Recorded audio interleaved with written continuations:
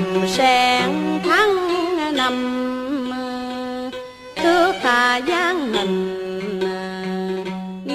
Chắc rất ít khán giả nhận ra cố nghệ sĩ huyền thoại này. Nghe sen nở ngỡ ai ca, giữa đêm sương lạnh mặn mà tình sen vẫn vương. Bông sen trắng nhụy vàng xa xa lấp lánh, lá xanh xanh như bàn tay chị, tay em vươn lên nâng bồng ánh sao trời.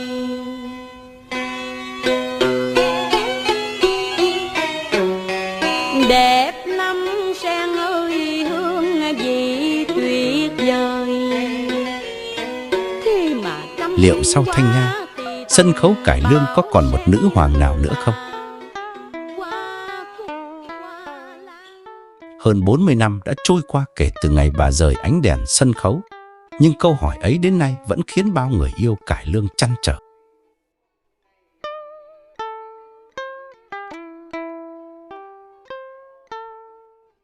Kính chào quý khán giả yêu mến nghệ thuật cải lương. Hôm nay, Uduvi cổ nhạc xin được cùng quý vị nhìn lại cuộc đời và sự nghiệp của một biểu tượng rực rỡ nhất của sân khấu cải lương miền Nam, nghệ sĩ Thanh Nga. Một tài danh mà nhắc đến, người ta không chỉ nhớ đến nhan sắc, mà còn nhớ đến một khí chất sân khấu rất riêng, kiêu sa mà sâu lắng.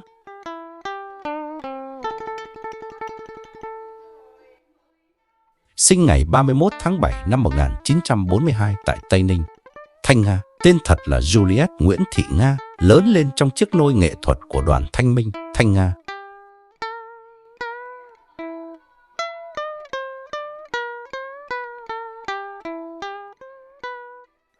Mẹ bà là bà Bầu Thơ, người phụ nữ quyền lực của một trong những đoàn cải lương danh tiếng bậc nhất miền Nam.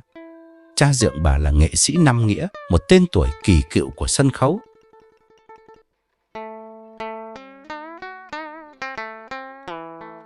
Sinh ra giữa phong màn và ánh đèn, Thanh Nga gần như thuộc về sân khấu từ thuở ấu thơ. 9 tuổi theo mẹ lưu diễn khắp nơi. 12 tuổi chính thức bước lên sàn diễn với vai đầu tiên trong Anh hùng náo Tham Môn Giai.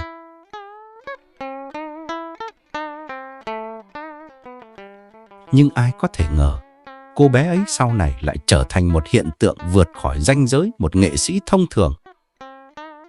Năm 1958, Thanh Nga đoạt giải Thanh Tâm triển vọng với vai sơn nữ phà ca trong Người vợ không bao giờ cưới. 8 năm sau, bà tiếp tục chạm đến đỉnh cao với giải Thanh Tâm xuất sắc qua vai Giáng Hương trong Sân khấu về khuya.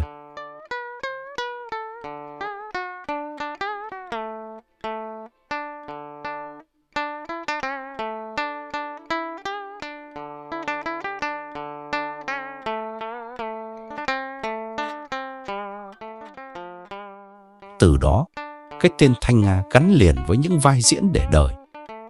Trưng Trác oai nghi trong Tiếng Trống Mề Linh, Thái hậu Dương Vân Nga đầy bi tráng, Lan Trong Lan và Điệp đẫm nước mắt, Thúy Kiều tài sắc nhưng chuân chuyên.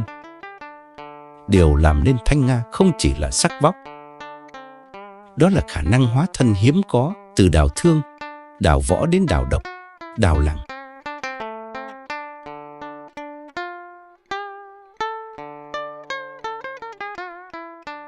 Giọng ca trong sáng mà đầy nội lực, cách diễn tinh tế, ánh mắt biết nói, tất cả tạo nên một sức hút khiến khán giả không thể rời mắt. Có người nói, Thanh Nga không diễn vai diễn, bà sống trong từng số phận.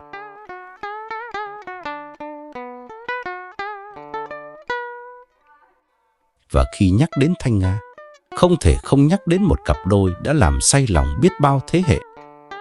Thanh Nga và Thanh Sang. Họ cùng nhau tạo nên những đêm diễn huyền thoại qua Tiếng Trống Mê Linh, Bên Cầu Dệt Lụa, Tuyệt Tình Ca.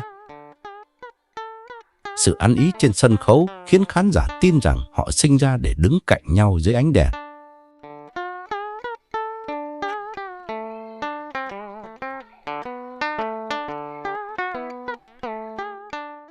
Nhưng ánh đèn sân khấu rực rỡ bao nhiêu thì cuộc đời phía sau màn nhung lại nghiệt ngã bấy nhiêu.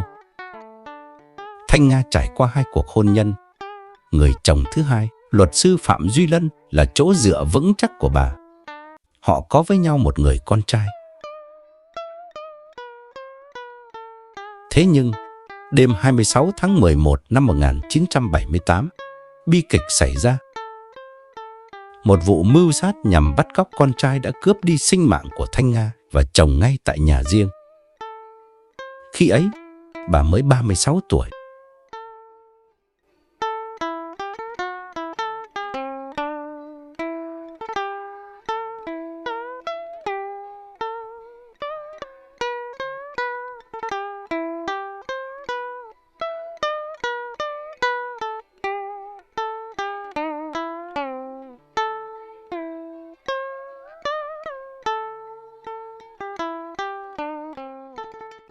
Sân khấu mất đi một ánh sao sáng nhất, khán giả mất đi một thần tượng, và cải lương mất đi một biểu tượng mà đến nay vẫn chưa có ai thay thế. Ra đi khi còn rất trẻ, những di sản bà để lại là vô giá. Năm 1984, bà được truy phong danh hiệu nghệ sĩ ưu tú. Năm 2015, một con đường tại thành phố Hồ Chí Minh mang tên Thanh Nga như một sự ghi nhận muộn màng nhưng đầy trân trọng.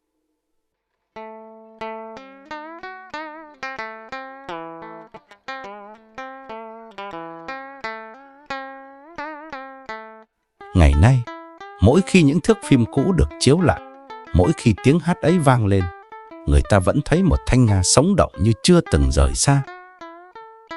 Bà không chỉ là một nghệ sĩ, bà là ký ức của một thời vàng son, là niềm tự hào của sân khấu cải lương miền Nam, là nữ hoàng không ai, nhưng trong lòng công chúng, ngôi vị ấy chưa từng bị lung lay.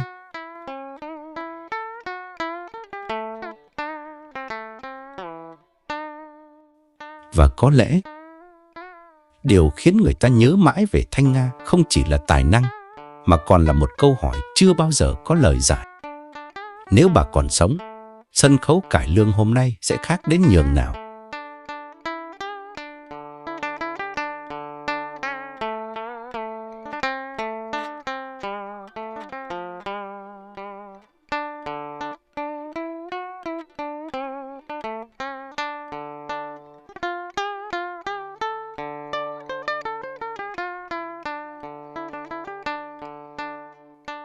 Xin cúi đầu tưởng niệm và tri ân người nghệ sĩ tài hoa.